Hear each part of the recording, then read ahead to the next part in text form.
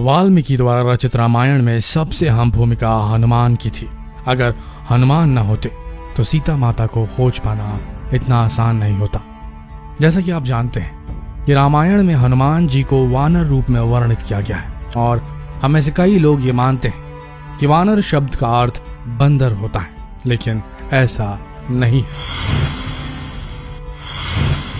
असल में वानर एक संस्कृत शब्द है जिसका अर्थ है जंगल में रहने वाले इंसान। आपको बता दें कि रामायण के समय ऐसे वानर दक्षिण भारत, म्यांमार, मलेशिया और इंडोनेशिया में पाए जाते थे।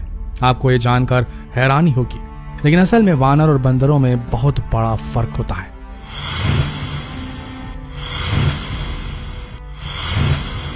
आपको बता दें कि बंदरों को संस्कृत में मरकती, मरकट और वनकापी कहा जाता है। रामायण के समय सिर्फ मनुष्य ही नहीं थे जो बुद्धिमान थे, बल्कि ऐसे भी जीव थे जो मनुष्यों की तरह समझदार और बलशाली थे। ये जीव बिल्कुल मनुष्यों की तरह दिखाई देते थे और ठीक इंसानों की तरह समझदार, लेकिन इंसानों से कहीं ज्यादा बलशाली होते थे।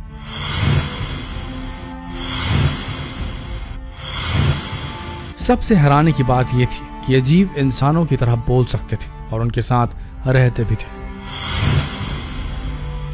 रामायण में जिन वानरों का उल्लेख हुआ है वह निएंडरथल मानवों से बिल्कुल मेल खाता है।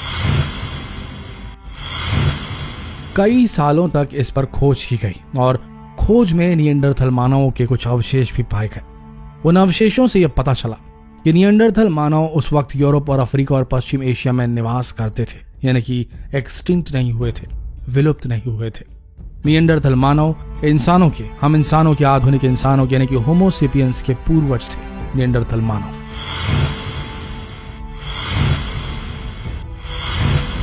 अगर आप रामायण को पढ़ें तो आपको पता चलेगा कि वानर उस समय पूरे भारत में पाए जाते थे और उनकी सबसे ज्यादा आबादी किष्किंधा में पाई जाती थी।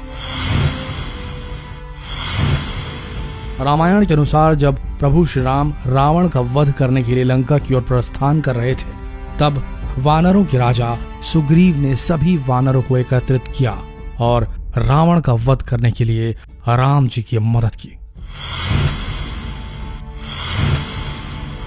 रामायण में जिन वानरों का वर्णन किया गया है, ऐसा माना जाता है कि उस तरह के वानर ज्यादातर गुफाओं में रहा करते थे, पर आज के समय जिन खोजकर्ताओं को निएंडरथल मानव के अवशेष प्राप्त हुए, ऐसा माना जाता है कि ये निएंडरथल मानव भी गुफाओं में रहा करते थे।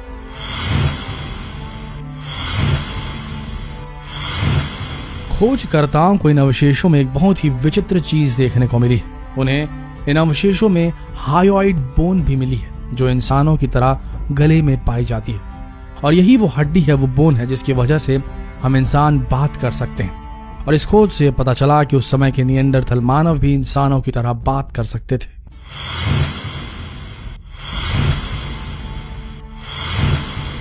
जैसे जैसे ये खोज आगे बढ़ती गई, नई नई चीजें सामने आती गई। खोज से ये पता चला कि उस समय निएंडरथल मानव और होमो सेपियंस एक साथ रहा करते थे। इतना ही नहीं, वह साथ में ब्रीडिंग भी किया करते थे। अगर आप रामायण को पढ़ें तो आपको ऐसे कई सबूत मिलेंगे जिनसे यह साबित होता है कि उस समय वानरों और मनुष्यों के भी विवाह हुआ करते थे। रामायण में आपको सुग्रीव और बाली को वानर के रूप में दिखाया गया है, जिनकी पूंछ भी थी, लेकिन उनकी पत्नियों की पूंछ नहीं थी और ना ही वे बंदरों की तरह दिखाई देती थी, जिनसे साबित होता है कि सुग्रीव और बाली बंदर नहीं बल्कि वानर थे। रामायण में कभी भी वानरों को बंदरों के स्वरूप में नहीं वर्णित किया गया है। रामायण में ऐसा कहा गया कि हनुमान जी ऋग्वेद, यजुर्वेद और सामवेद के ज्ञाता थे, साथ ही वे संस्कृत और व्याकरण को बखूबी जानते थे।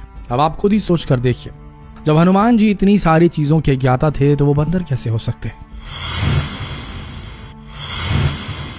रामायण में आपको ऐसे कई सबूत मिलेंगे जो ये साबित करते हैं कि रामायण के समय पाए जाने वाले वानर इंसानों की तरह पूर्ण विकसित और समझदार थे।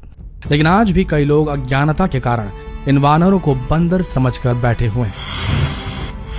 आज की बात करें तो आज भी कई लोग रामायण और महाभारत को एक माइथोलॉजी यानी कि एक काल्पनिक घटना मानते हैं। लोग ये मानते हैं कि जिस तरह से इंसानों का इवोल्यूशन हुआ, उस प्रकार से आज के इंसान सबसे ज्यादा समझदार है और यही वजह है कि वैज्ञानिक और कुछ लोग रामायण और महाभारत को काल्पनिक बताते हैं।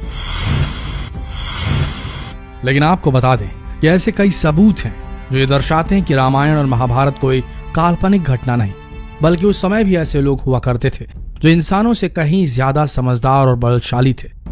दोस्तों, ये वीडियो संदेश है उन लोगों के लिए जो रामायण और महाभारत को काल्पनिक मानते हैं। जो आधुनिक खोज करता है, उनके मिले हुए जो अवशेष हैं, आप उन्हें नहीं झुठला सकते। अगर आप चाहते हैं कि हम रामायण और महाभारत की प्रामाणिकता को साबित करने के लिए और सबूत पेश करें और ऐसे ही वीडियो लेकर आएं, तो जितना हो सके इस वीडियो को शेयर करें और जितना हो सके हमारे इस पेज को फॉलो करें और लाइक करें। अगला वीडियो क्योंकि हम डिटेल बनाने वाले हैं रामायण और महाभारत के प्रामाणिक सबूतों पर। मिलते हैं अगले वीडियो में। इस वीडियो के अंत तक बने रहने के लिए आप सबका धन्यवाद।